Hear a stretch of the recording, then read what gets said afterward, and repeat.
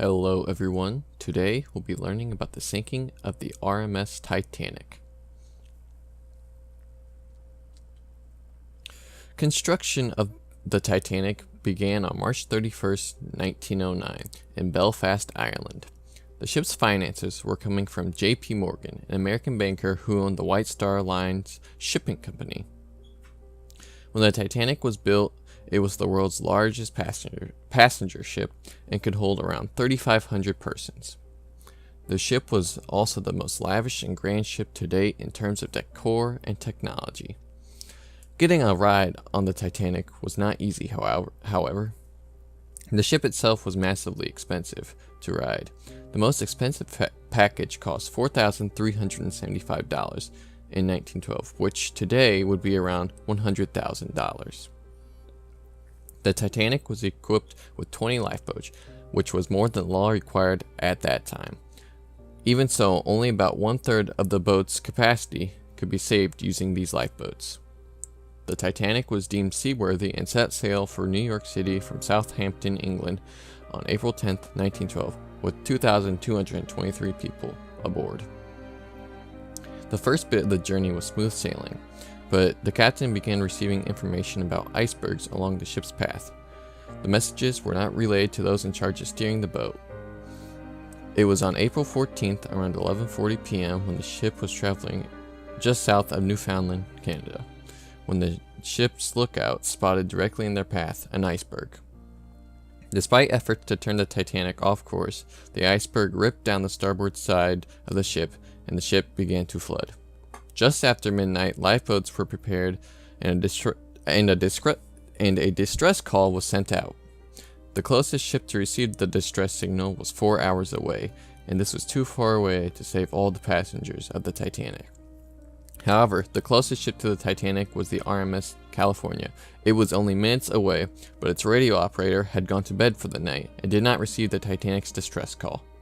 The Titanic's electricity continued working, and the boat remained mostly level, and it is for this reason many decided to stay aboard the ship, and many lifeboats were launched practically empty. The RMS Carpathia arrived around 4:20 a.m. to pick up survivors. She docked in New York on April 18th to drop off just over 700 passengers. The Titanic disaster prompted numerous inquiries, and these resulted in drafting of new laws that would ensure the safety of new ocean liners.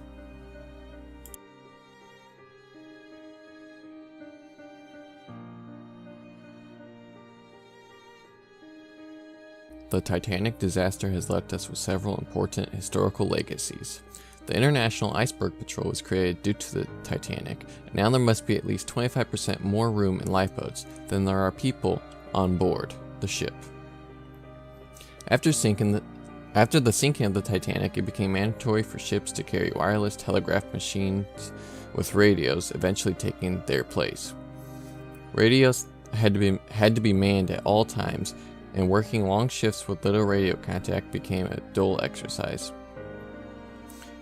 These men worked out novel ways to get over their boredom, including playing songs to each other over the radio with musical instruments. This innovation was quickly seized upon by radio companies, inspiring them to turn the radio into the first truly global form of entertainment. Radio news and entertainment programs kept many families glued to their chairs.